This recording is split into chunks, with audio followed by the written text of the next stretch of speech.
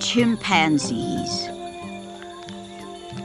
So like us, we are both captivated and repelled.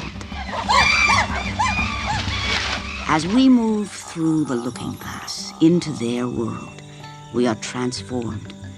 Chimpanzees, our forest-dwelling counterparts, unite us with the rest of nature. Eerily, they recall our prehistoric ancestors. Their social life reflects ours too, with paramilitary patrols,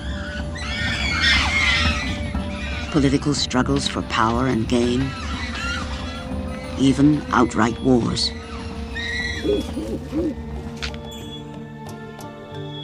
The tender affection they show for one another, their gestures and expressions all seem strangely familiar.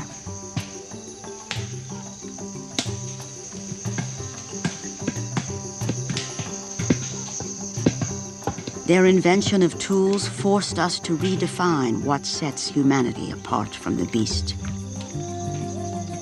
And now we discover that chimps developed not only tools, but entire cultures which they pass on to their young. Even medicine seems within their grasp. And when stalked by death, they seem to feel a sorrow we can share.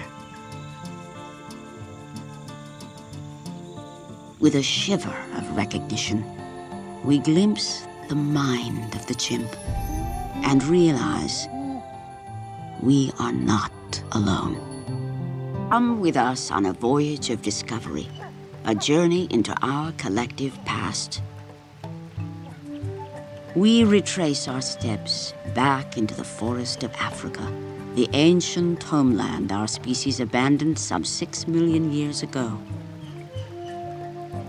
We left behind then our closest relation, the one being on this planet most like us. For there is a mind in the forest, a mind very much like our own. And it lights the eyes of the chimp. Chimpanzees share more than 97% of our genes, and it shows. The invention and use of tools were supposed to set us apart from the other animals. But this chimpanzee is fishing for safari ants with a wand specially selected and pruned for the task. Chimps make and use many tools, skills passed on from mother to child, part of their cultural heritage.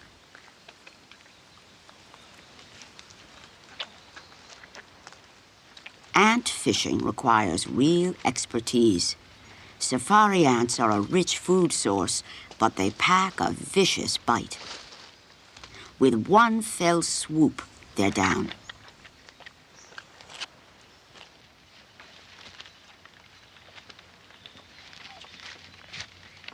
At 8 years of age, her daughter still has much to learn.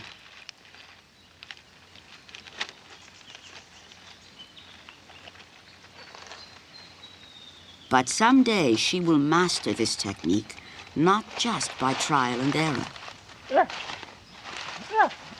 but by watching her mother at work.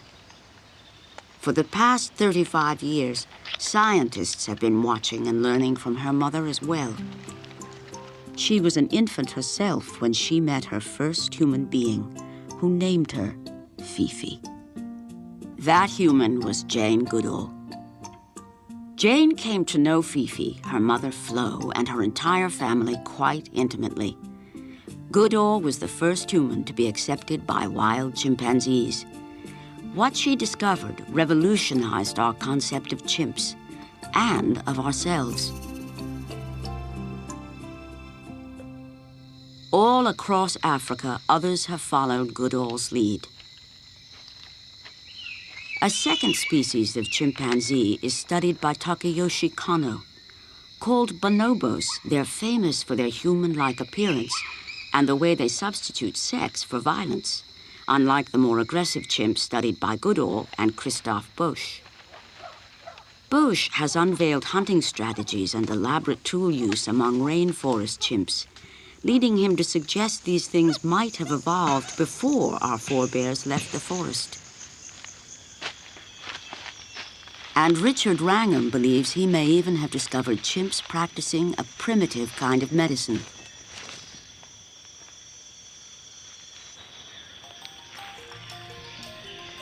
The new research takes us ever further into the chimp's world, giving us a new perspective on our shared legacy. Chimpanzees and humans sprang from the same primate stock. Our paths diverged only some 6 million years ago, with our human forebears moving on to the plains, leaving the forest to the chimpanzees. But shared characteristics are written deep in both our primate souls. Chimps, too, are capable of creating distinct cultures. Various nations of chimps cling to life across the African landscape. Chimpanzees once thrived throughout the forests of equatorial Africa, while bonobos were restricted to the Congo Basin. Today, both species survive in isolated fragments and are studied at a handful of sites. Gombe, on the shore of Lake Tanganyika in Tanzania, was where Jane Goodall began her study 35 years ago. Fifi is the only chimp still alive from that time, with 6 surviving offspring. Freud, her eldest, is now the dominant male in her group, while her younger son, Frodo, is the largest chimp at Gombe and working his way up the male hierarchy. Freud now leads the tightly bonded party of males that form the core of the group. Male chimps stay in the group of their birth and cooperate when there is common cause.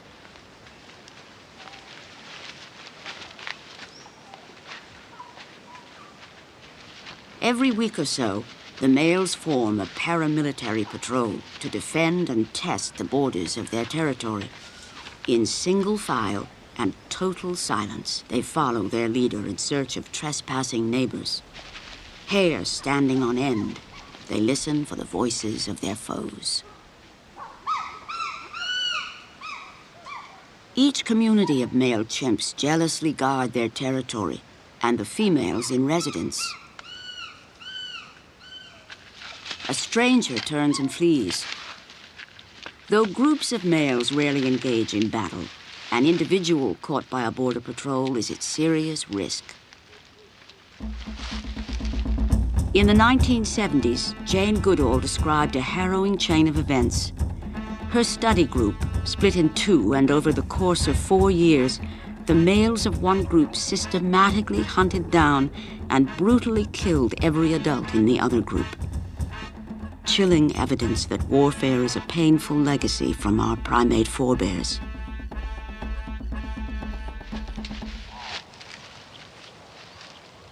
Gombe's steep slopes, the stage for all this high drama, tumble from open grassland to riverine forest, from the top of the Great Rift to the blue basin of Tanganyika.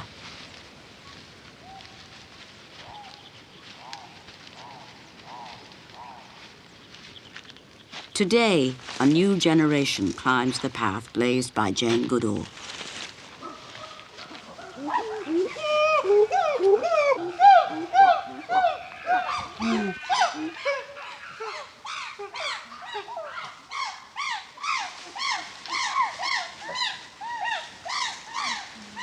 Charlotte Uhlenbrook is studying panthoots, the long-range calls of chimps. She follows one male all day, recording the precise time and circumstances of any panthoot he makes.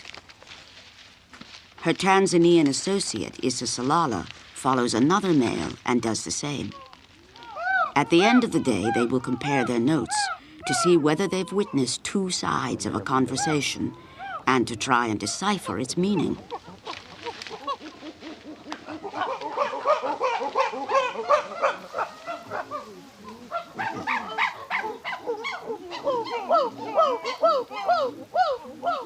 The pantoots are certainly conveying some meaning. What I'm trying to find out is exactly how specific are the meanings of these different calls? I mean, does a particular pantut convey something about a food source? Does it say, "Come here, boys"? Does it say, "I'll meet you up in the next valley"? Or are they directed at family members, at allies, at friends? Or are they just generally anyone that can hear me, this is my message?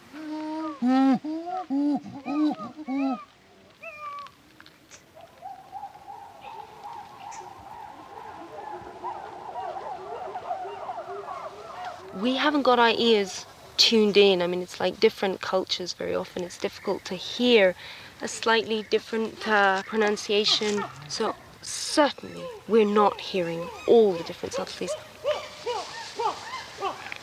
Sometimes there's still just a cacophony of screams out there. And you're very hard pushed to pull them apart. But I'm sure the chimps can. I'm sure they know exactly what's going on. Sometimes words won't suffice.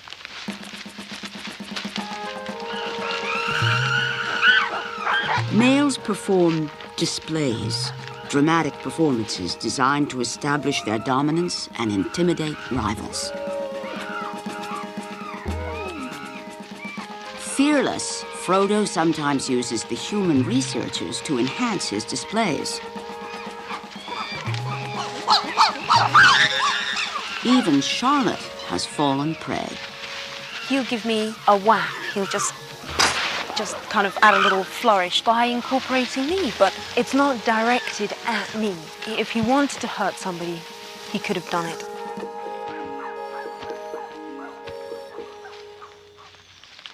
Females and their young are dominated by this thread of force. But when the fruit crop is ample, everyone feasts.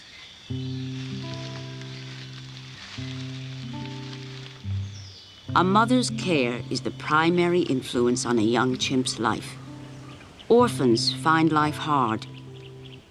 Mel was orphaned at the tender age of 3. Only the generosity of others has allowed him to survive for 6 more years.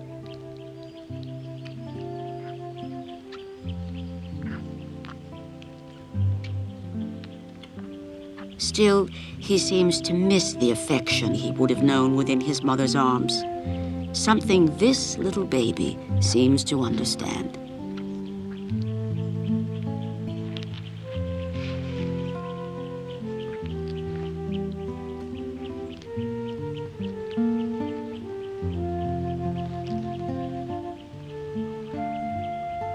A temporary respite from a life of loneliness.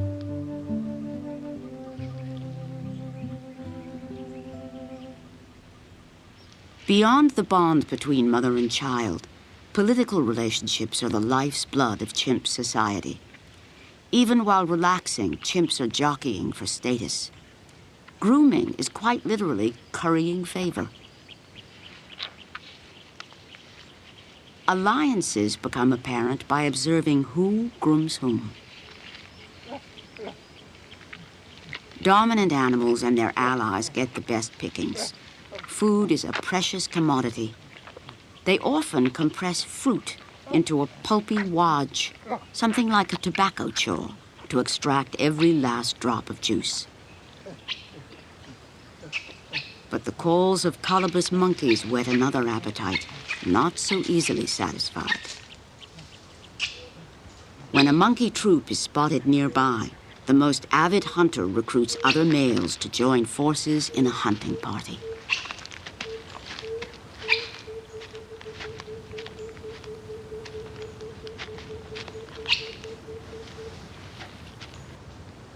Red colobus monkeys nervously watch the gathering of bodies below. Craig Stanford studies the relationship between colobus and chimps. He hopes to shed light on the origins of human hunting. We know that at some point early in human evolution, meat became an important part of the diet. We don't understand exactly how that happened. Was it scavenging meat or hunting meat? Well, we know that the earliest stage of human evolution happened in a habitat just like this. East African woodland that's got open areas onto which our ancestors eventually moved and adapted to. So to be able to study hunting here is the best way to give us some kind of window onto the earliest origins of meat eating and our own ancestors 4 or more million years ago. Frodo is the best of the Gombe hunters. He's 17 years old, and yet he's killed 10% of the colobus population the last 3 years. It's really quite an incredible animal and a great hunter. That was Frodo. All the hunters, including Frodo, will try to catch a monkey for himself. By joining forces, the chimps hope to strand some monkeys in an isolated treetop with no route of escape, except into the clutches of a chimp. Although we see elements of cooperation at Gombe, what we think we're seeing mainly is individual selfish behavior by male hunters done within a communal setting. It's a little bit like a baseball game, in that baseball is a communal game in which individual players are doing their piece, and in the end result is going to be success or failure. The more hunters there are, the greater the odds of success, and yet each individual hunter is performing selfishly. As the chimps climb up, the colobus retreat to the highest branches, too slender to bear a chimp's weight.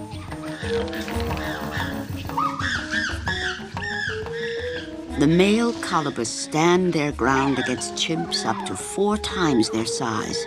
They will even take the offensive, momentarily driving the chimps back.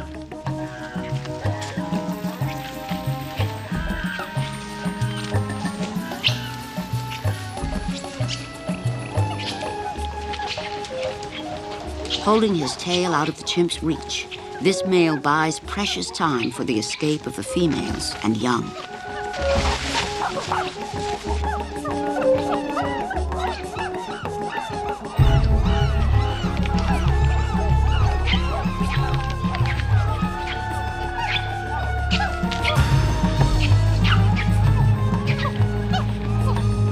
Excited by the cries of hunter and prey, females appear below.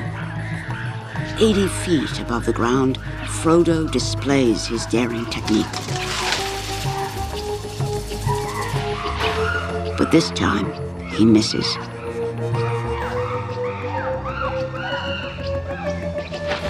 With chimps climbing everywhere, one monkey leaps into the arms of death. Even a rear attack by the defending colobus cannot save him.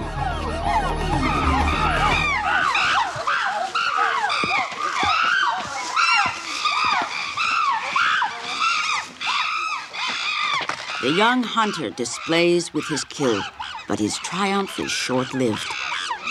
Freud simply confiscates the carcass.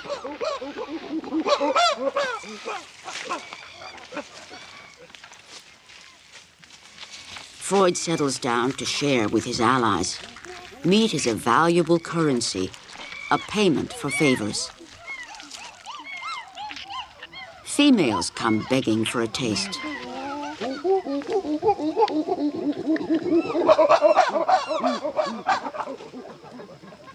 The orphan Mel searches for scraps, but he's soon sent packing. Frodo, frustrated and hungry, tries to muscle his way to a place at the table.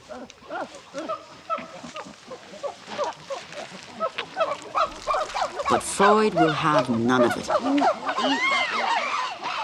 leaving Frodo to rage.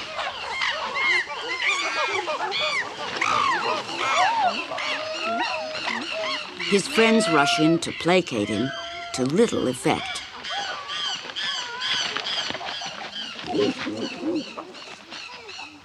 With up to 11 males hunting together, multiple kills are common at Gombe. As many as 7 monkeys have been taken on a single hunt. Chimps like a little salad with their entree. They often eat leaves when they eat meat, sometimes eating kinds they never touch otherwise. On average, the Gombe chimps consume 20% of the colobus monkeys in their range each year. A taste for meat begins early.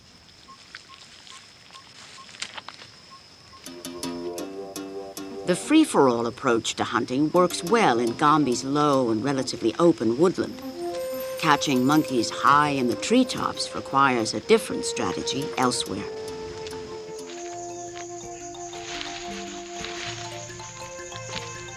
Christophe Bosch studies chimps in the Thai forest of the Côte d'Ivoire, prime African rainforest.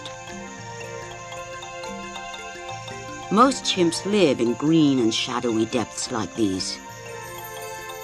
The forest canopy, an interwoven web, floats over 100 feet above its reflection in tea-colored pools below.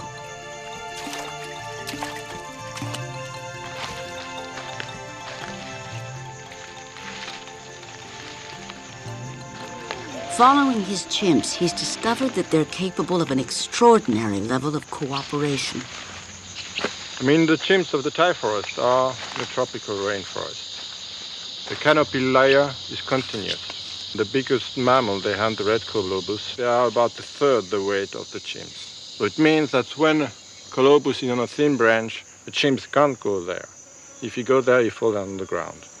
So there is a big problem. They have to use solvit, and the only way to solve it here is by hunting in group, so that a chimp will drive the prey away in a given direction, so that the colobus are constantly moving in this direction. And the driver is really just pushing them in a direction. He's not trying to capture them, but as he's not running, you see that he's just walking in a constant direction.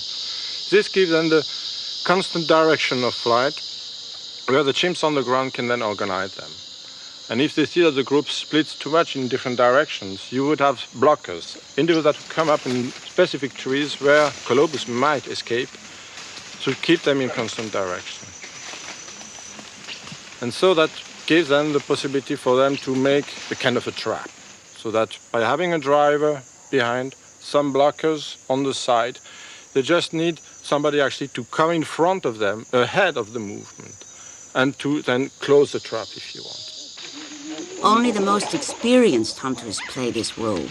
They have to race ahead, then climb almost 100 feet above the canopy into the crowns of the tallest trees to ambush their prey. And when they are successful, it's incredible, because you can have suddenly all the forest is screaming. All the chimps know there had been a capture. The chimps have made a capture call, and everybody knows meat. And meat is so rare, it's so difficult to acquire, and it's only because adult males have worked together that there is meat. So it's something very special for all group members. And there is a huge excitement with that.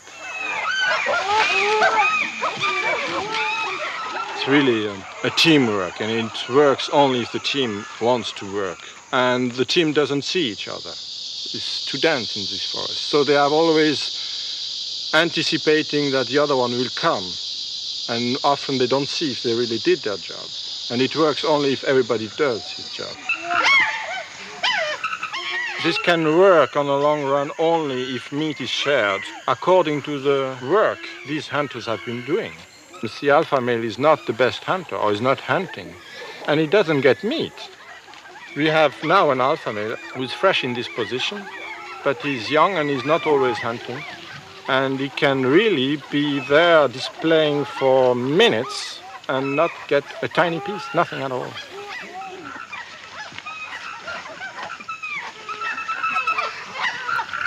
This division of the spoils based on right rather than might reveals a different division of power.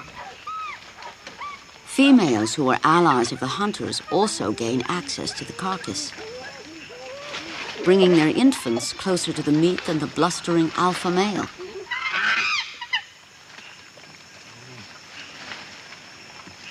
If this complex division of labor and food seems almost human, so does the chimp's love of play.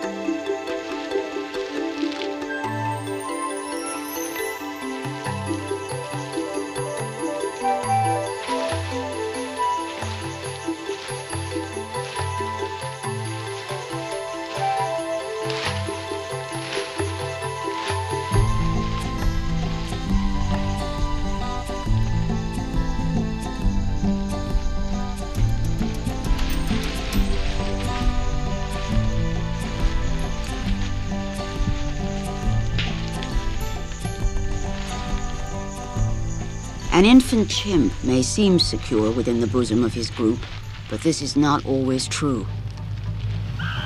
A male has stolen a baby chimp from its frantic mother, who follows in desperate pursuit. In the Mahali Mountains south of Gombe, researchers have recorded this terrible event not once, but 7 times, and are at a loss to explain it. The alpha male is now in possession of the screaming infant. He actually beats back the mother with her own baby.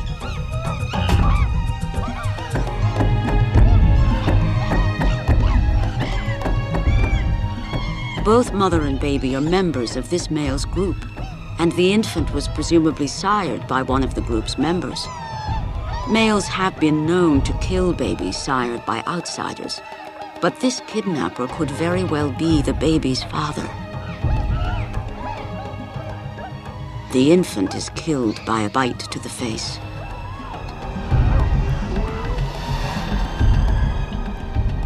Group members share in the macabre feast, just as if it were a monkey. Infanticide and cannibalism. Dark reflections of our common legacy. But the mirror of our primal past reflects light amidst the dark. Aggressive impulses may be rooted in our distant ancestry, but so is our capacity for peaceful coexistence. It is in Africa's dark heart, the Congo Basin, that we find the gentler tributary of our primate legacy.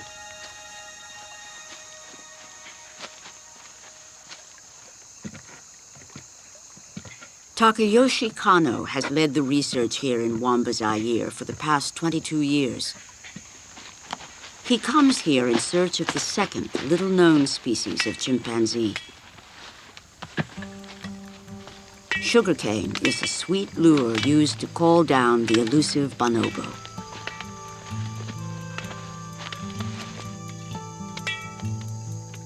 Dr. Kano and his associate Chia Hashimoto have discovered that bonobos are quite distinct from the chimps studied by Goodall and Bush. At first glance, they are different. Although they've been called pygmy chimps, they're not smaller, just more slightly built.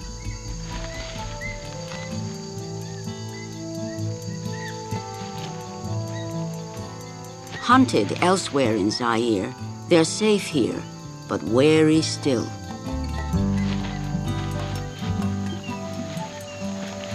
The sugarcane buffet proves irresistible.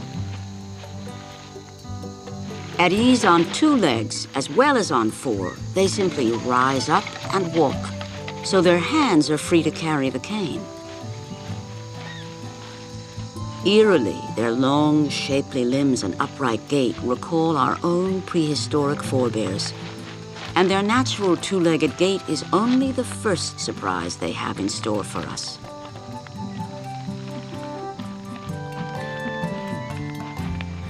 An impressively stern female enters and snaps a young sapling. Once she picks herself up, she does something entirely surprising for a female chimp. She displays, and the males give her sway. For this is the confident stride of the group's leader, its alpha female, whom Kano has named Haru.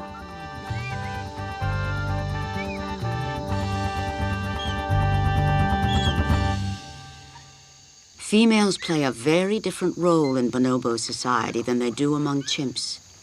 The reins of power are shared equally between male and female, held by a strongly bonded group of high-ranking mothers and their adult sons. The son of a dominant female can take great liberties. High-ranking females cooperate to dominate adult males and support their sons in social conflicts. Though tough with other adults, bonobo mothers almost never discipline their babies, even when they steal the food right out of their mouths.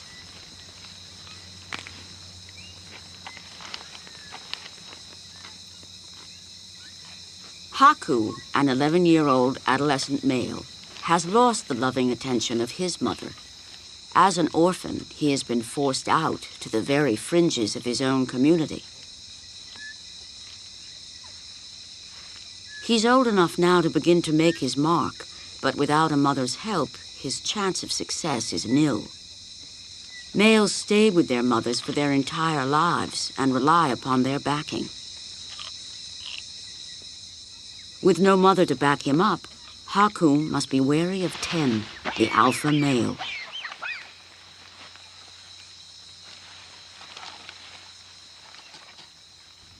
Ten was just about Haku's age when he first rose to power. Lately, Haku has begun trying to assert himself. But Ten had an advantage. His mother was the alpha female before Haru, and he rose to power on her apron strings. He will not tolerate any display from this motherless child. Haku has spirit, but to no avail.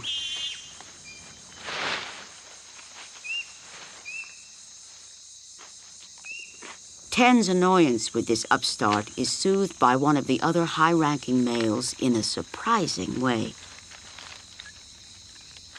Instead of fighting, bonobos use sex to diffuse aggression in this genuine make-love, not war society. Bonobos have largely divorced sex from its reproductive role.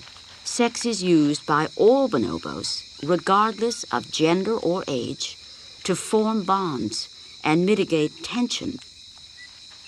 So Haku is not likely to suffer physical harm, but without family backing, his bid for status is probably doomed. Adolescent females must face a still greater challenge. They leave the group of their birth and visit neighboring groups in search of a new home for the rest of their lives. This female, called Shin, has chosen Dr. Kano's group, but she must first pass muster with the formidable Haru. Female bonobos also use sex to forge strategic alliances with each other.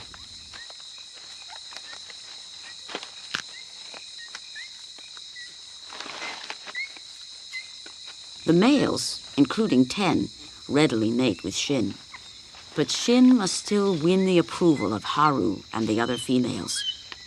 Finally, Shin is embraced by a high-ranking female who will act as her sponsor to the group.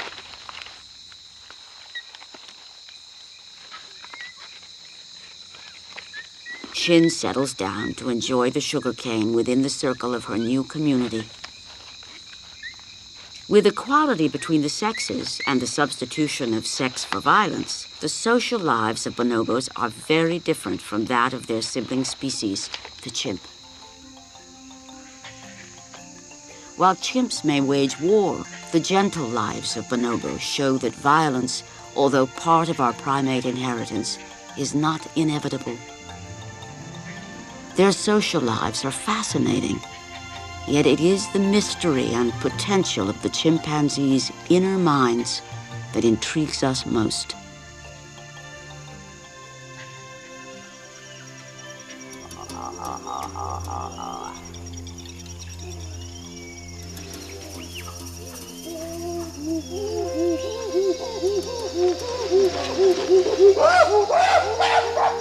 How deep is the mind of the chimp?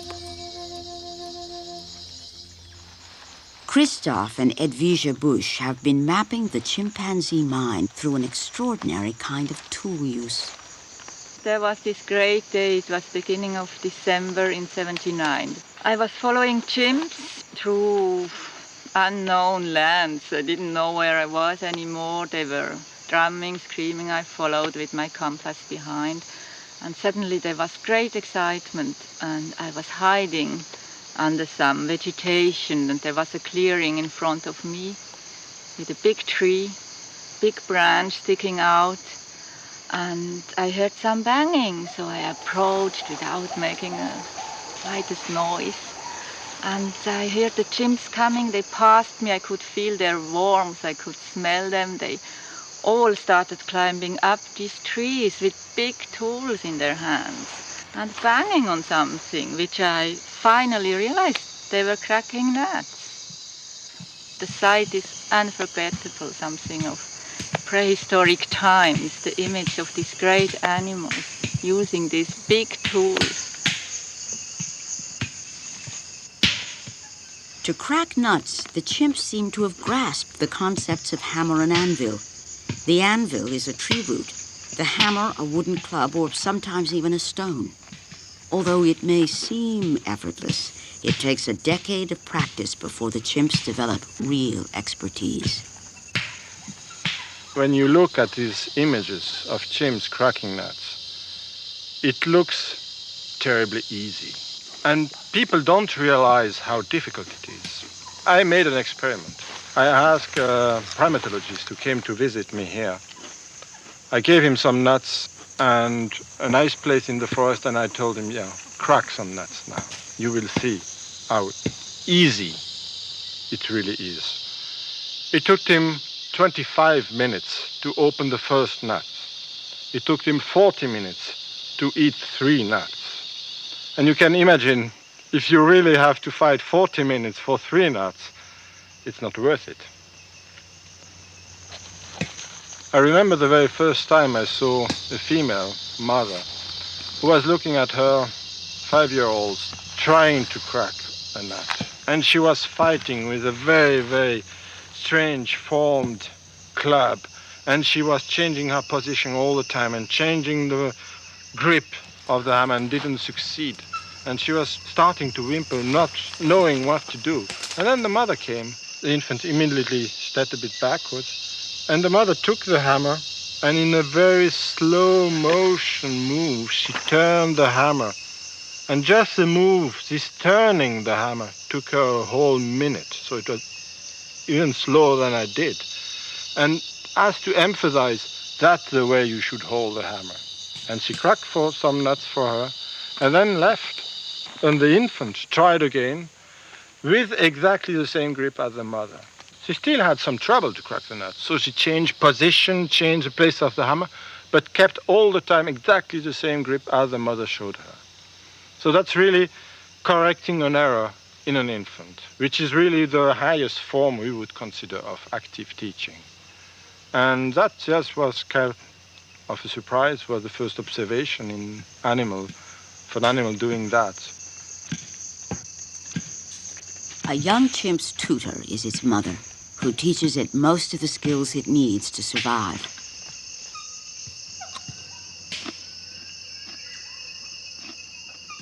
The Bush's research has shown that female chimps are the most expert and dedicated tool users, which may shed some light onto the origins of tool use among our own ancestors.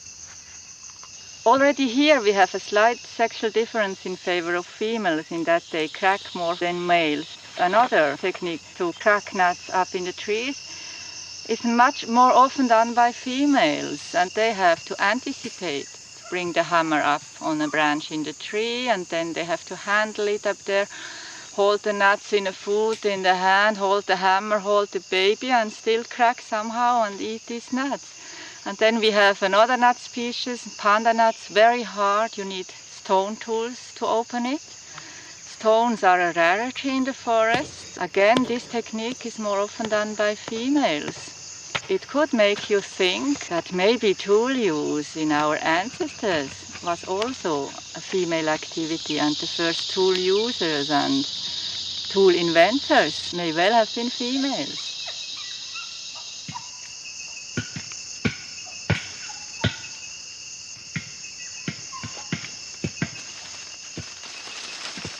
Females also transport learned skills between chimp communities when they move from group to group at adolescence. But sadly, as chimp populations become increasingly isolated, this kind of cultural exchange will come to an end. Only recently have researchers all across Africa realized that some of the differences between their study groups were cultural due to the invention and passing along of learned traditions. In the Kabale forest of Uganda, Richard Wrangham has found that it is culture which enables some chimps to eat foods others must forego. So here we got a safari ant nest, and in 5 years we have clear evidence that the chimps here do not ever eat these. But in Thai and in Gombe, this is what they do. A wand onto the nest, and then sweep the ants up. A biting, lemony taste. You've got to be pretty quick, and you've got to know what you're doing. And having just tasted them, I can understand why chimps like to eat them, but on the whole, I'd prefer not to myself. Every chimp group has its own unique toolkit. Only at some locations have they learned to use wands to capture ants or termites. At Thai, they use bone picks to dig out the marrow, just as our earliest ancestors did.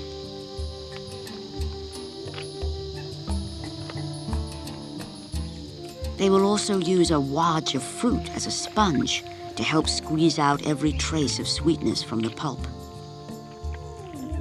While at Gombe, as well as at Thai, chewed leaves make a sponge to quench the thirst at shallow puddles. We have only begun to realize the depth of the traditional knowledge generated by the various nations of chimps. One puzzling cultural practice is the eating of hairy and unpalatable leaves. They ball them up in their mouths, forcing them down whole. Well, here I've got one of the leaves that is swallowed whole by chimpanzees. This particular one is the one that the chimpanzees tend to swallow at dawn. Why they do it at dawn is not clear, and indeed why they do it at all is still not certain. Well, one possibility is they're helping to remove worms. This is so new that we don't even know the name of this. We think it's part of a tapeworm, and it looks as though when the chimpanzees have this tapeworm, they swallow the leaves in order to expel the tapeworm. Scientists are now searching for drugs among the plants they believe chimps take as medicine. We have long tested human drugs on chimps. Someday we may test drugs discovered by chimps on ourselves. Chimpanzee cultures also mold their methods of communication.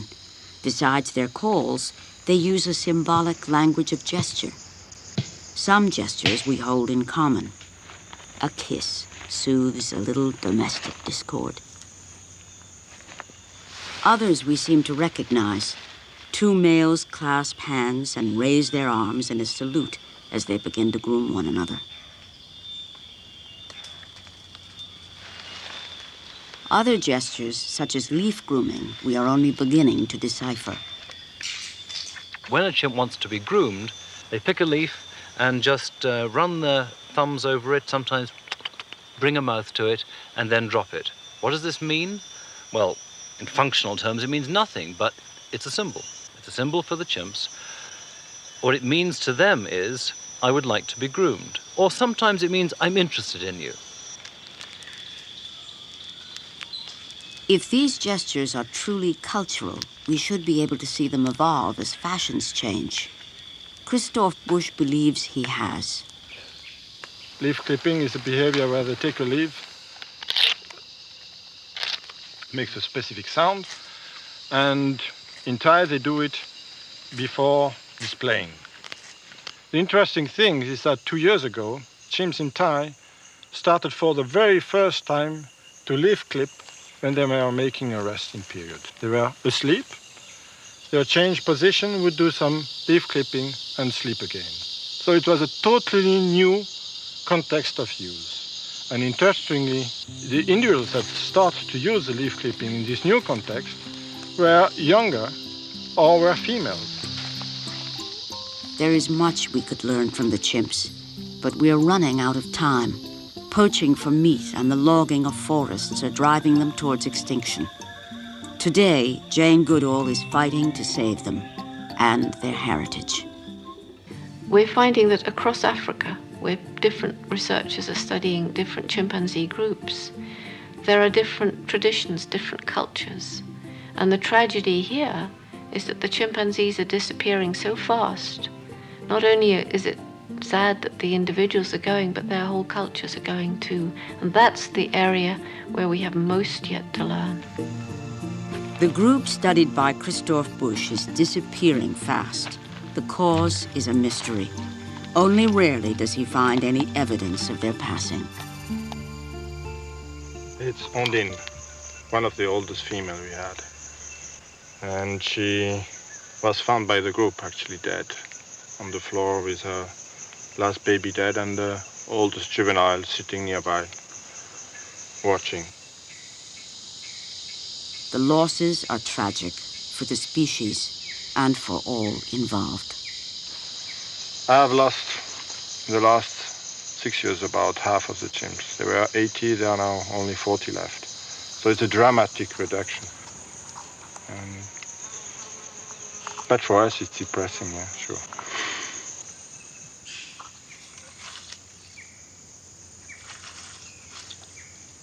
Predation and disease have always taken their toll, but death at the hand of man may prove too much to bear.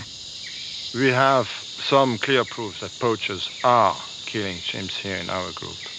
And I have the feeling that the toll they pay to poachers is just too much. And it's this part which is the causes of the decline of the population. And if that is true, it's very worrying, not only for the study group, but for all the chimps in this park. Each death is felt dearly.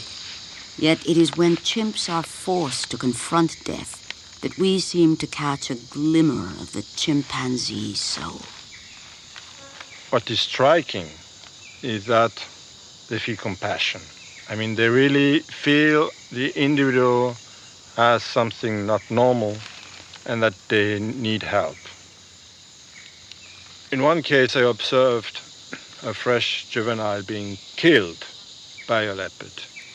So you have an individual that looks actually very similar to a wounded one, but he's dead. And it was very surprising to notice that the chimps reacted totally differently, as if they knew this individual is not just injured, this individual is dead.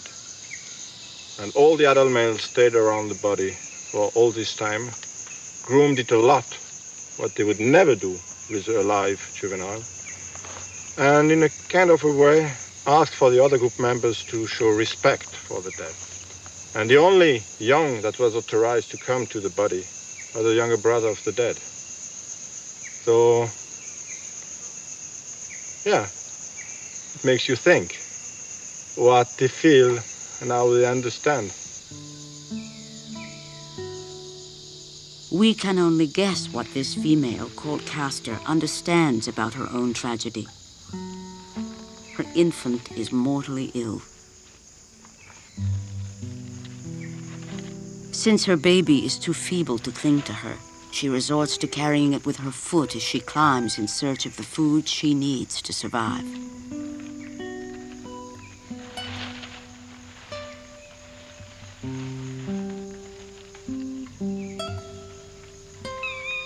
Still, the baby clings to life. How do we really realize that somebody is dead? How would we realize if we didn't have all the science and all these things? So, I think in a way they certainly know that something special is happening, that they would like to fight against it, but that they can't, and they realize it after a while. Finally, the emaciated form of her infant lies deathly still.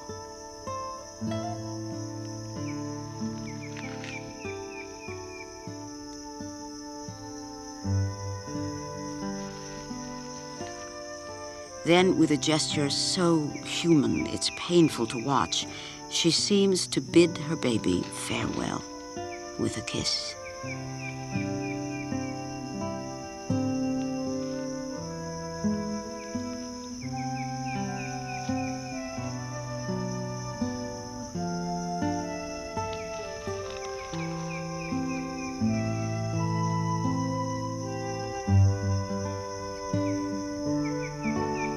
If chimps share with us the emotions that bring us to tears, perhaps they share others as well.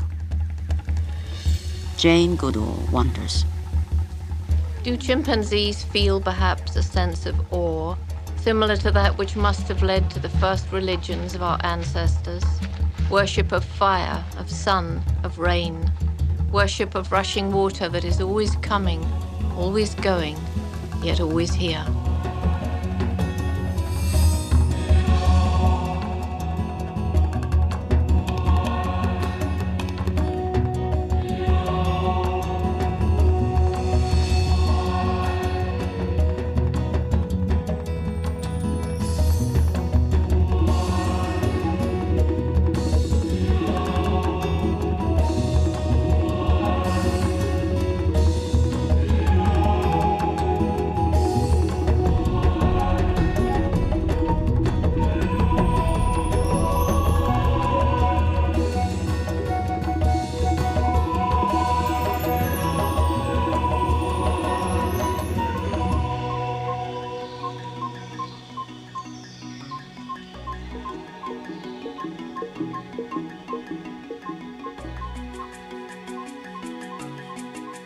Face to face with our nearest relations.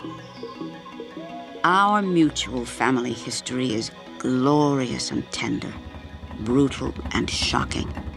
As humans, though, we are distinct and must choose how our own nature is expressed. But it's clear that for good or ill, we are part of nature, just another of its promising but flawed creations.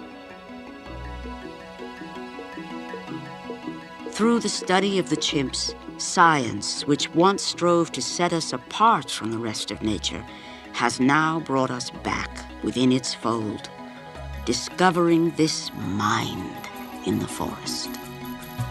What grabs you is when you feel that there's an animal out there that has a human-like mind, that can solve problems, that has extraordinary social relations, and has got this beginnings of the diversity of culture. It's when we see into the mind of the chimps that we get that strange tingle. What it means in a deep way is that as long as these chimpanzees are surviving, humans are in touch with their ancestry, and we know we're not completely alone.